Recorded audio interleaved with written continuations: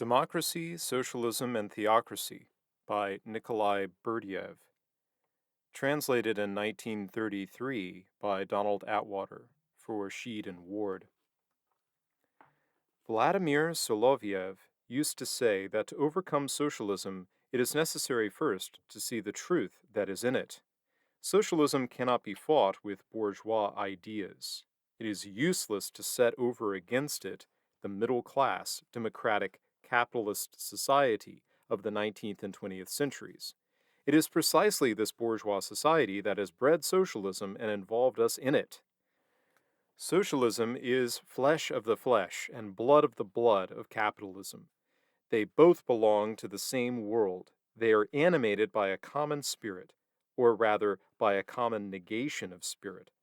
Socialism has inherited the middle-class atheism of the capitalist 19th century, which was, indeed, the most atheistical society known to history.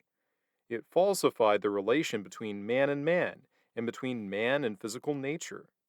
Its political economy corrupted the hierarchical organization of society and gave birth to economic materialism, which is an exact reflection of the actual state of that 19th century civilization.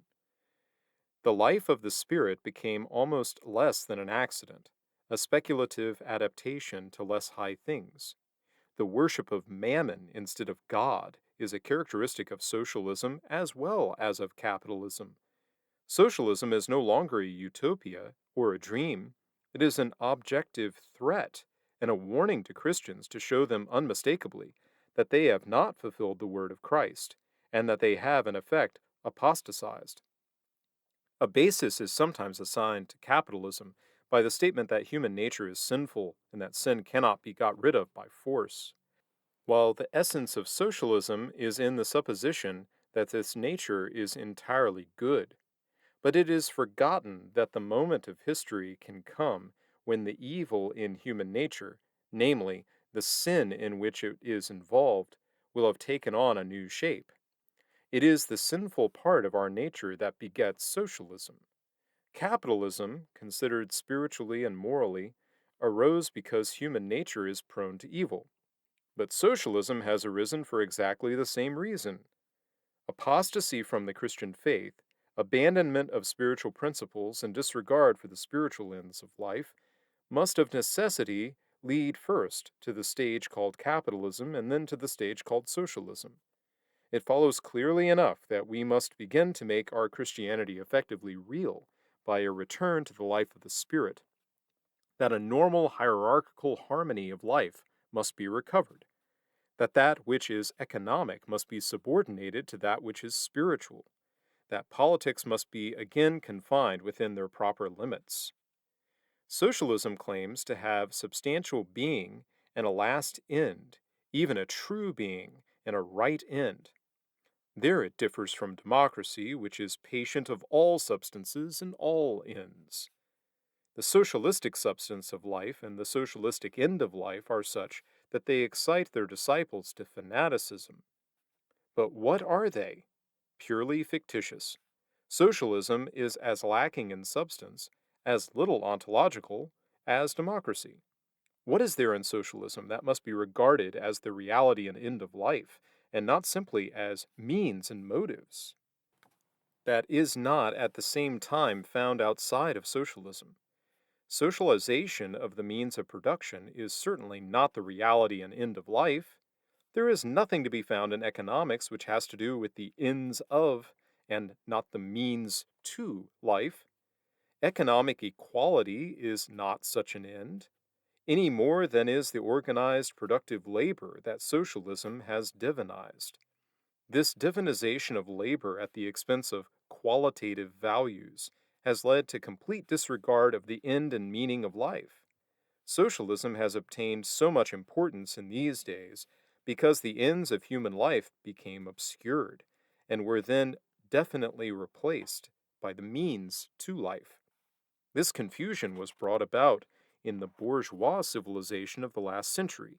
In its economics, the exterior organization of life swallowed up everything else. The substantial values and end of life can be looked for only in a spiritual reality, in a cultus of the soul, and they are simply and solely of a spiritual order. They do not belong to a social order. They cannot be imagined under political and economic forms. No system of social and political ideas can have a true substance unless it finds in it the life of the spirit, in the subordination of all social and political forms to a spiritual end. The substance of socialism is only apparent. Its deadly dialectic can only demonstrate the absence of all spiritual reality from contemporary civilization. The idea of the proletariat, in whose name so much blood has been poured out, and which excites so fanatical a devotion, is seen to be an idea that has no background. It talks about the means to life, but tells us nothing about life itself. For socialism is incapable of reaching out to life's ends. The pitiable chatter about the new proletarian soul and the new proletarian culture produces a certain feeling of uneasiness even among socialists themselves. There is no sign of the birth of a new soul. She remains the old soul of the old Adam, full of greed, envy, anger, and the spirit of revenge. The only new thing about this soul is the fact that her sense of sin is weakened, and repentance has become more difficult for her. There is no sign of a new proletarian culture. There is no new proletarian achievement. Socialism thrives on middle class culture and draws its intellectual nourishment from the materialism of bourgeois profits.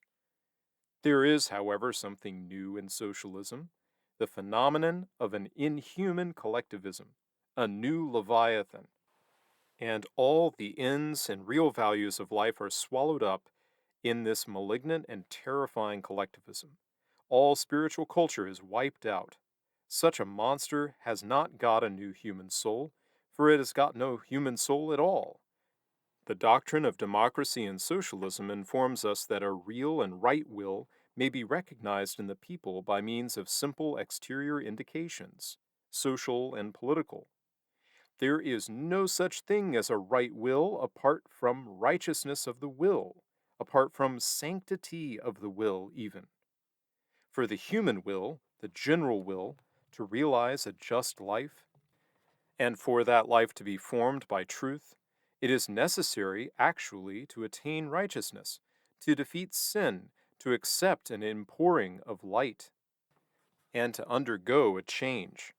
No exterior sign, no deceptive substitute may take the place of this. No disguise, no changing of clothes is the slightest help, for the same substance, or rather the same lack of substance, is covered by the trappings of bourgeois and socialist alike. It is, in the first place, a religious problem that confronts all societies and all peoples. For the enlightening and transforming of the will, the ordering of it towards divine objects, is the task of religion and not of social polity, and all social and political problems must be subordinated to this religious one. The substance of life can only be religious. It is an entering into the life of God, that is, into true being. The will of the people, the proletarian will, is a sinful will, and it therefore contains to not being, and can bring about only a kingdom of not being. That will must bow before the supreme will, the holy will of God. Thus alone can it attain to being. Sovereignty does not belong to the people or to the proletariat, but to God, to truth itself. And in the life of a society or of a state, it is not our will but God's that must be sought. This truth must be upheld against those of the right, conservatives and traditionalists, as much as against those of the left, radicals and socialists.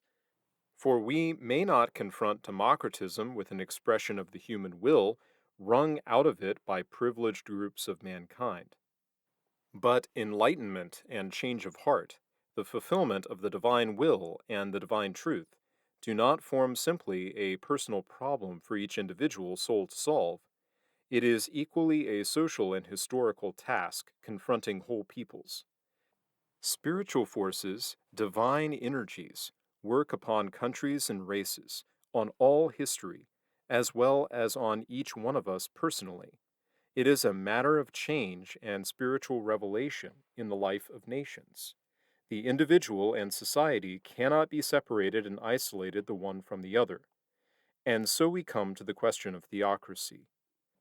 Can the problem that has been posed find its solution in a society of the theocratic type?